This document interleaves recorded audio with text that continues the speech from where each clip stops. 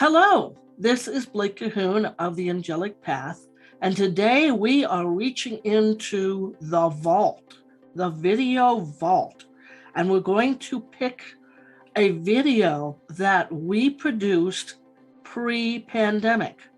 In fact, it was originally recorded on Facebook Live, and it was in October 2019. I had no idea at the time, and the team certainly did not let me know what was coming down the pike. So it's very interesting to me to see this video 2 years later. But the information is really great, and I wanted to present this to you as it was presented back then because the information is still great. So without further ado, I really hope you enjoy today's video.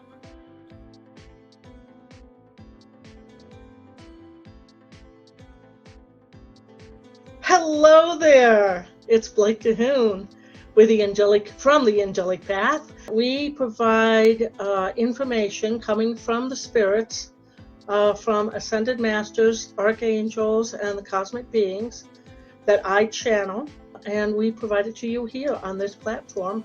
And tonight's show is about promises.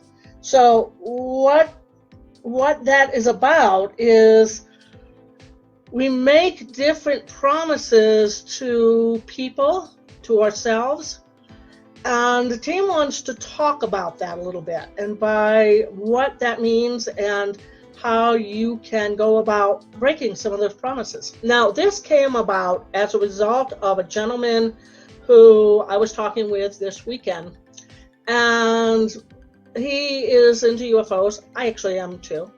So he had said something about, when bad things happen to us, it's because of the fact that we agree for that to happen, and we promise ourselves that we will do this in the in-between times, and so we've made our promises, and so we're now going to be stuck with whatever it is. And I had alarm bells going off in my head as the team was going, no. I think we have found the next program topic. This is when you make a promise to yourself, to someone. Why do you make promises? We're going to discuss this is this tip of the iceberg, folks. And because we only have a limited amount of time here. So there's reasons and why and how you feel about promises come from two categories: belief systems and the in-between times. Now, the in-between times are the times when you leave your physical body because you're dead, and you go to whatever realm that your belief system tells you. Many will say heaven, some of you will say hell, and it's just another dimensional realm where you leave your physical body here because it's part of the earth, and you go to a different realm, and there you get different experiences, and then you decide eventually to come back to earth or someplace else, and the guides and the heavenly beings will say, so what do you want to accomplish? And you'll go, well, I want to accomplish XYZ, and you'll go, okay, and a conversation gets on, and then you come back, and then you think you have to hold on to that. We're going to talk about belief systems first.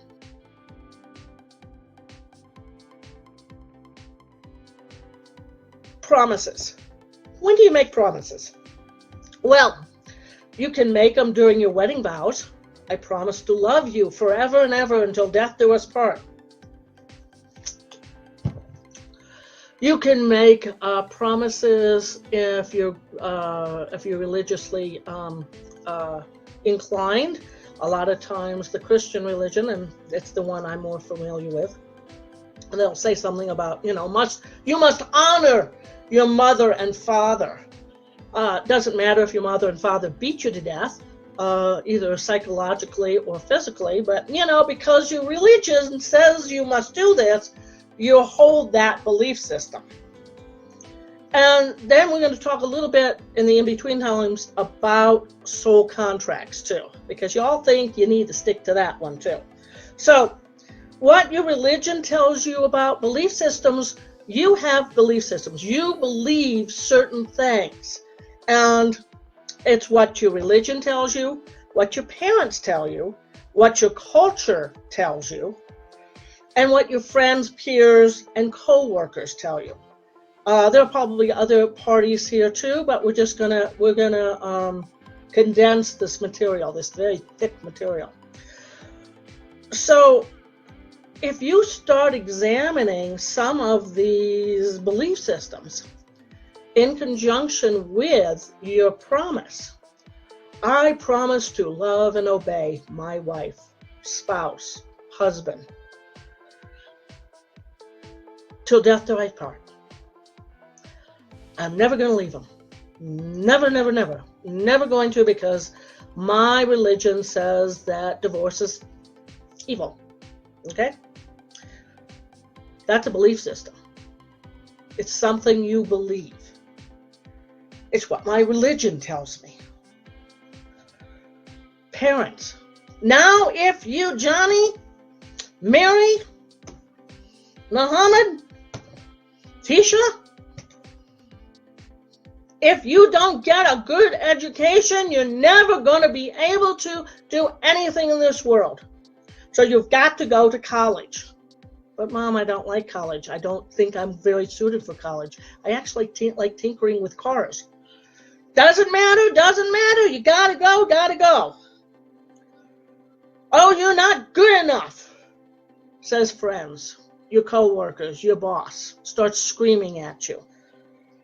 And instead of flipping them off and saying, hey, I quit, you stick around because your parents or your culture or your religion says, nose to grindstone. These are old paradigms. These are old beliefs. I'm an old person. That's where some of these things come. Fortunately, some of our younger people now aren't getting so involved with some of these old beliefs. They've got a bright future of the head if they start keeping their mind a little bit more open.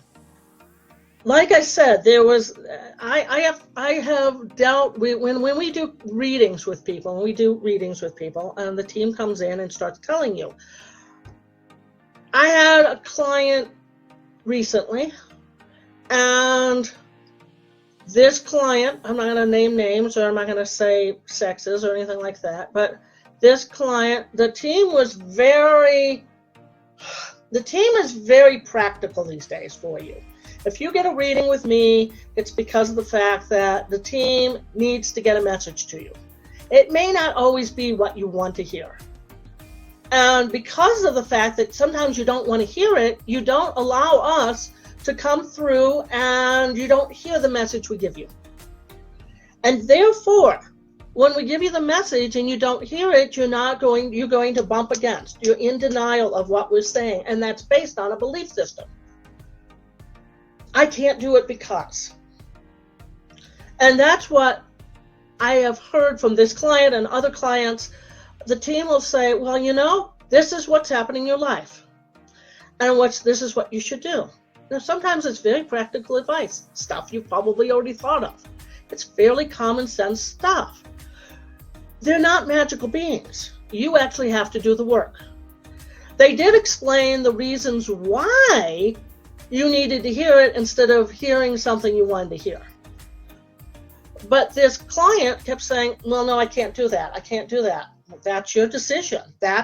Why can't you do that? Well, because X, Y, Z. I did this and I'm going to get fired if I say this. I'm going to do this okay, this is projection of a situation that hasn't happened yet. You don't know what's really going to happen. And really, that's pretty much what the team was trying to tell this person. Okay, if you do this, this, and this, yeah, you could get fired. Could you get another job? Yeah, you probably could. Oh no, I'm too old. No, I can see the way the economy's going. No, I can't ever get a job. I'm fearful, fear. Belief systems are run by fear. If you're going to be successful in life, if you're going to rise above to the next level and not repeat all the things that you want to repeat, don't want to repeat in the next lifetime, And don't say that you're going to, this is my last lifetime. That's garbage. That's garbage.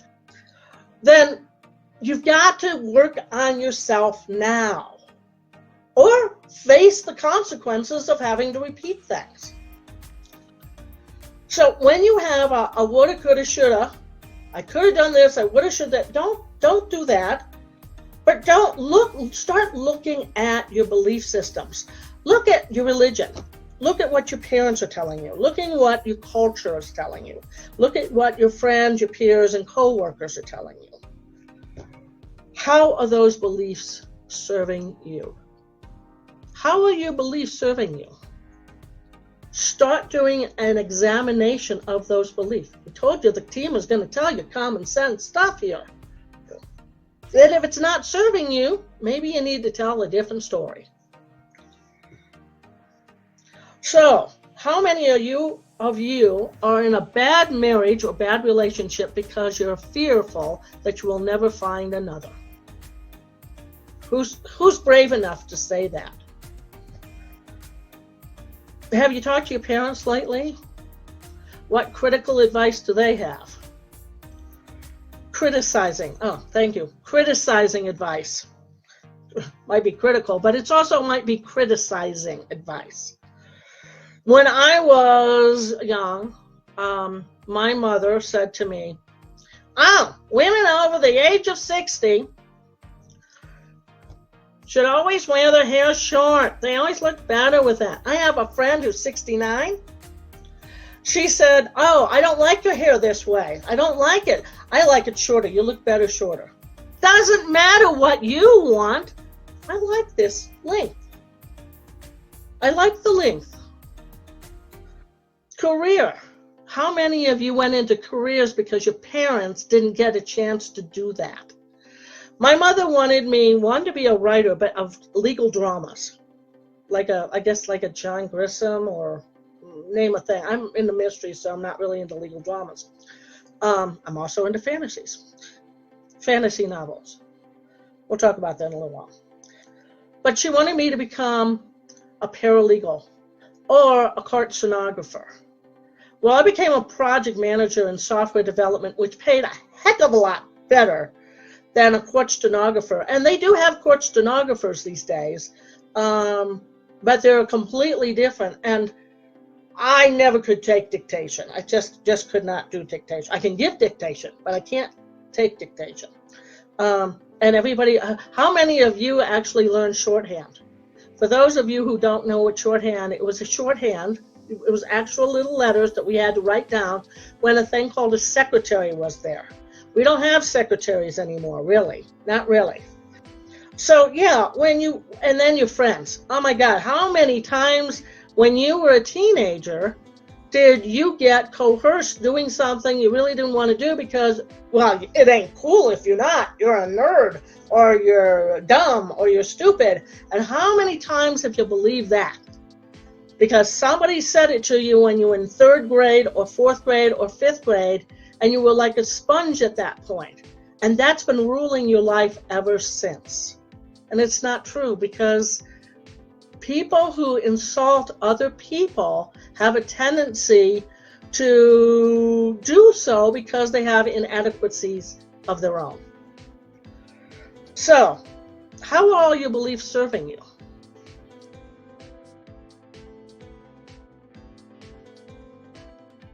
Now, the in-between times and soul contracts. One, the team, when we were writing this stuff down, they want to remind you that no matter what, the stuff that we've been talking about, belief systems, or the stuff we're just about to talk about when you're in heaven and trying to make your mind up about what you're going to do, and these soul contracts that people are so famous for talking about, you have free will. Let us repeat. You have free will. Take advantage of it. You don't have to do anything you don't want to. Let us repeat. There is a caveat to this. You don't have to do anything you don't want to. You really don't. The caveat is, unless it hurts you or someone else. So if you're doing something that you want to do and it hurts you, stop. If you're trying to hurt somebody else, stop. Other than that, you don't have to do anything you don't want to. Now, there are certain laws of the land, and they're there for your protection and for other people's protections. So you kind of have to think about that. Is this going to hurt me or is it going to hurt somebody else? But you don't have to do. You have free will. It's a God gift to you. God's gift to you is you have free will. That can get you into a lot of trouble. Let us say this. You don't have the free will when you're in heaven. And we're calling it heaven only because of the fact that that's what you guys call it. Just another realm, but we have to have some sort of name for this other realm, so we'll call it heaven. There is no hell. That is another conversation for another day. So you go up to heaven, you have some fun, you do some stuff, you visit some people, you look around, you have some fun, you see some people, you're full of joy, and then eventually you start going through, how many times have you gone to Disney World? If you had to go to Disney World every single day, wake up in the middle of the Magic Kingdom, you'd think that you would like it. But if you went there 365 days for 20 years, I bet you wouldn't. Remember that marriage you started out with? You were so joyful and you thought it would never end. 20 years later, you're going and looking at your mate and going, what in the world was I thinking? You started that new job. Oh, you were excited. Everything was new and brand new and all that. Now, 20 years later, you went out. You're bored. The problem is that you're not supposed to be in any type of relationship for that length of time. It's one of the reasons why this belief system thing with the marriage vows, till death do you part, bogus. That is a man-made law. It's not a God-given law. You make it out to be a God-given law. And it would be nice if you lasted that long. But you beat yourselves up when it doesn't. You become out of alignment with each other. And you separate. You go your separate ways because you might be in a stagnant relationship. And you're not supposed to be in a stagnant relationship with anything on planet Earth. You're supposed to be growing. Now you may take a couple lifetimes off just to do nothing. And then you stagnate. Then you get to repeat everything that in the next grade, the next lifetime. The in-between times, your soul contracts, same difference. You have free will. These soul contracts are meant to be negotiated and broken.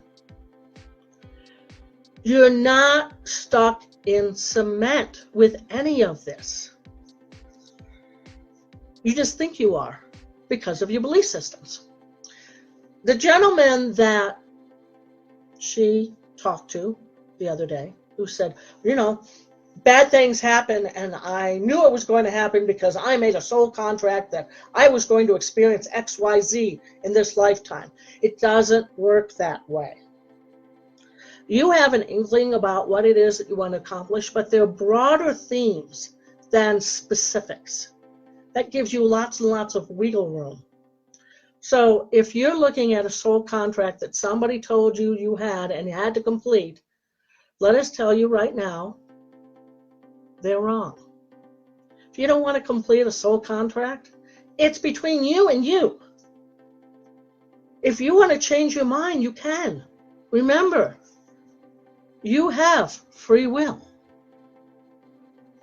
So you can do whatever you want to do.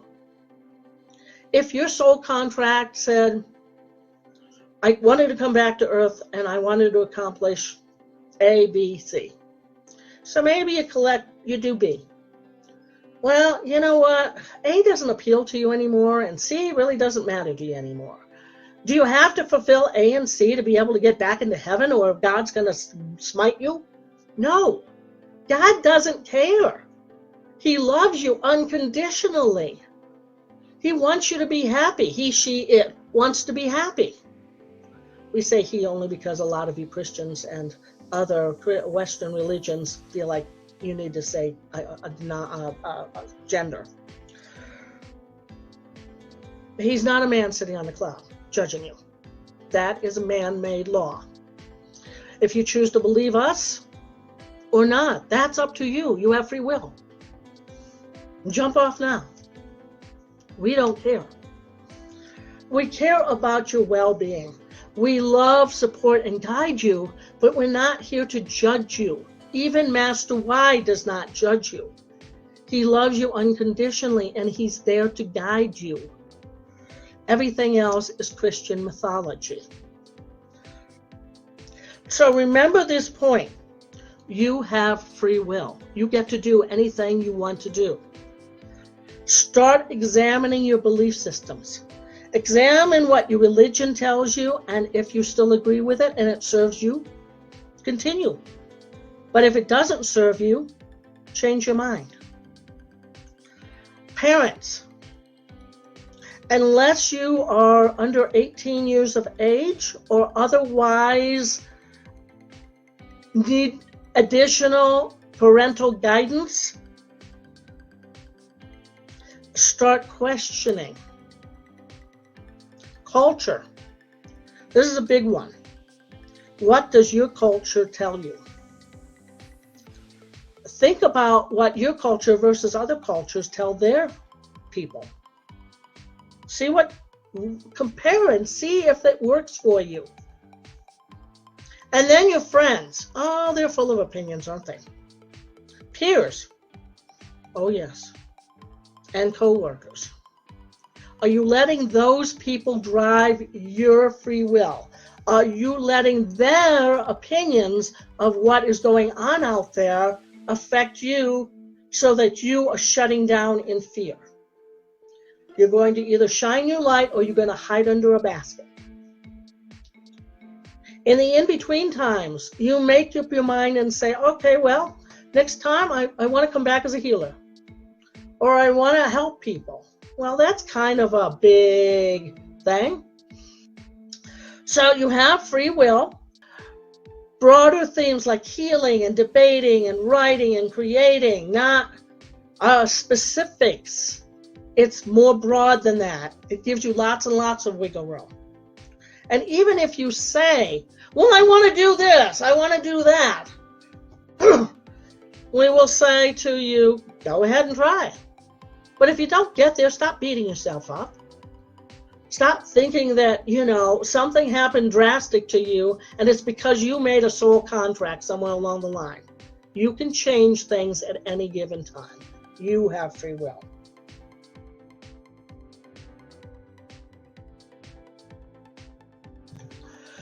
Okay, for those of you who have been fans of our shows beforehand, this is going to make sense to you.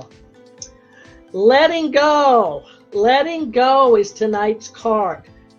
And it really ties in with our promises because sometimes you're going to let go of some of these belief systems in order for you to move forward, to be the person you really want to be.